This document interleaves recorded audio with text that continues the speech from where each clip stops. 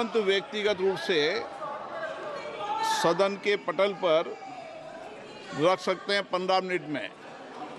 और माननीय सदस्य प्रयास ये करें कि माननीय सदस्य प्लीज मैं माननीय प्रधानमंत्री जी से आग्रह करूंगा कि वह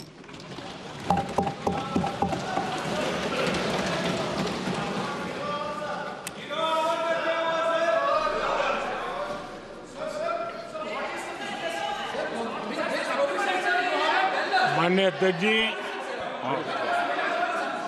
प्लीज मैं बताता हूं, अभी मैं बताता हूं, प्लीज बताता हूं मैं, प्लीज माननीय अध्यक्ष जी, माननीय अध्यक्ष जी, मैं प्रयागराज में हुए महाकुंभ पर वक्तव्य देने के लिए उपस्थित हुआ हूं।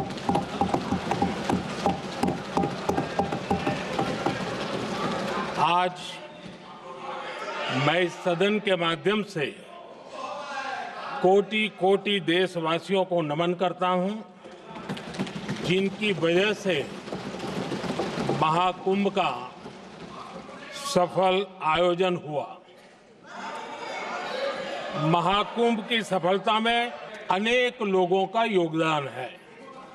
मैं सरकार के, समाज के सभी कर्मयोगियों का अभिनंदन करता हूं। मैं देश भर के श्रद्धालुओं को, यूपी की जनता, विशेष तौर पर प्रयागराज की जनता का धन्यवाद करता हूं। अध्यक्ष जी, हम सब जानते हैं गंगा जी को धरती पर लाने के लिए एक भगीरथ प्रयास लगा था। वैसा ही महाप्रयास इस महाकुंभ के भव्य आयोजन में भी हमने देखा है। मैंने लाल किले से सबका प्रयास के महत्व पर जोर दिया था। पूरे विश्व ने महाकुंभ के रूप में भारत के विराट स्वरूप के दर्शन किए। सबका प्रयास का यही साक्षात स्वरूप है। ये जनता जनार्दन के संकल्पों के लिए, जनता जनार्दन की श्रद्धा से प्रेरित महाकुंभ था। आदरणीय अध्यक्ष जी, महाकुंभ में हमने हमारी राष्ट्रीय चेतना के जागरण के विराट दर्शन किए हैं। ये जो राष्ट्रीय चेतना है, ये जो राष्ट्र को नए संकल्पों की तरफ ले जाती है, ये नए संकल्पों की सिद्धि के लिए प्रेरित करती है। महाकुंभ ने उन शंकाओं, आशंकाओं को भी उचित जवाब दिया है जो हमारे सामर्थ्य को लेकर कुछ लोगों के मन में रहती है।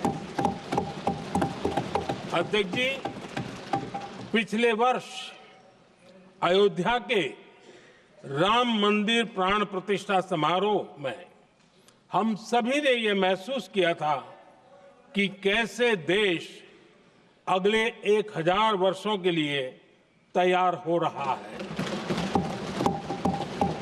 इसके ठीक 1 साल बाद महाकुंभ के इस आयोजन ने हम सभी के इस विचार को और दृढ़ किया है। देश की ये सामूहिक चेतना देश का सामर्थ्य बताती है। किसी भी राष्ट्र के जीवन में, मानव जीवन के इतिहास में भी अनेक ऐसे मोड़ आते हैं जो सदियों के लिए, आने वाली पीढ़ियों के लिए उदाहरण बन जाते हैं। हमारे देश के इतिहास में भी ऐसे पल आए हैं जिन्होंने देश को नई दिशा दी, देश को झकझोर कर जागृत कर दिया। जैसे भक्ति आंदोलन के कालखंड में हमने देखा कैसे देश के कोने कोने में आध्यात्मिक चेतना उभरी। स्वामी विवेकानंद जी ने शिकागो में 1 सदी पहले जो भाषण दिया वो भारत की आध्यात्मिक चेतना का जयघोष था। उसने भारतीयों के आत्मसम्मान को जगा दिया था।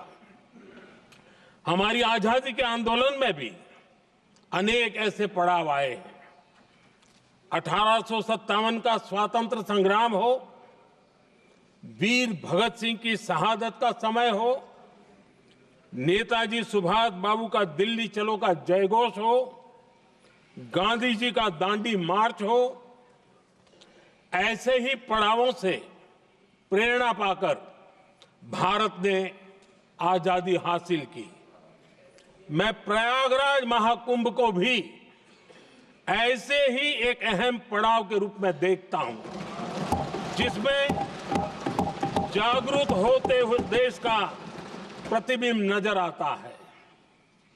अध्यक्ष जी, हमने करीब 1.5 महीने तक भारत में महाकुंभ का उत्साह देखा, उमंग को अनुभव किया।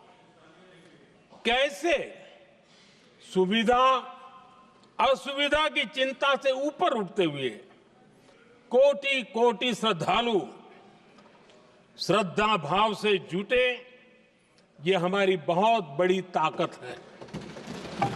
लेकिन ये उमंग, ये उत्साह सिर्फ यहीं तक सीमित नहीं था। बीते हफ्ते मैं मॉरिशस में था। मैं त्रिवेणी से, प्रयागराज से महाकुंभ के समय का पावन जल लेकर गया था। जब उस पवित्र जल को मॉरिशस के गंगा तालाब में अर्पित किया गया तो वहां जो श्रद्धा का, आस्था का, उत्सव का माहौल था वो देखते ही बनता था। ये दिखाता है कि आज हमारी परंपरा, हमारी संस्कृति, हमारे संस्कारों को आत्मसात करने की, उन्हें सेलिब्रेट करने की भावना कितनी प्रबल हो रही है। अध्यक्ष जी, मैं ये भी देख रहा हूं कि पीढ़ी दर पीढ़ी हमारे संस्कारों के आगे बढ़ने का जो क्रम है वो भी कितनी सहजता से आगे बढ़ रहा है। आप देखिए, जो हमारी मॉडर्न युवा पीढ़ी है ये कितने श्रद्धा भाव से महाकुंभ से जुड़े रहे, दूसरे उत्सवों से जुड़े रहे हैं। आज भारत का युवा अपनी परंपरा, अपनी आस्था, अपनी श्रद्धा को गर्व के साथ अपना रहा है। अध्यक्ष जी, जब एक समाज की भावनाओं में अपनी विरासत पर गर्व का भाव बढ़ता है तो हम ऐसी ही भव्य प्रेरक तस्वीरें देखते हैं जो हमने महाकुंभ के दौरान देखी। इससे आपसी भाईचारा बढ़ता है और ये आत्मविश्वास बढ़ता है कि एक देश के रूप में हम बड़े लक्ष्यों को प्राप्त कर सकते हैं। अपनी परंपराओं से, अपनी आस्था से, अपनी विरासत से जुड़ने की ये भावना आज के भारत की बहुत बड़ी पूंजी है। अध्यक्ष जी, महाकुंभ से अनेक अमृत निकले हैं। एकता का अमृत इसका बहुत पवित्र प्रसाद है। महाकुंभ ऐसा आयोजन रहा जिसमें देश के हर क्षेत्र से, हर एक कोने से आए लोग एक हो गए। लोग अहम त्याग कर वयम के भाव से, मैं नहीं हम की भावना से प्रयागराज में जुटे। अलग अलग राज्यों से लोग आकर पवित्र त्रिवेणी का हिस्सा बने। जब अलग अलग क्षेत्रों से आए करोड़ों करोड़ों लोग राष्ट्रीयता के भाव को मजबूती देते हैं तो देश की एकता बढ़ती है। जब अलग अलग भाषा बोलियां बोलने वाले लोग संगम तट पर हर हर गंगे का उद्घोष करते हैं तो एक भारत श्रेष्ठ भारत की झलक दिखती है, एकता की भावना बढ़ती है।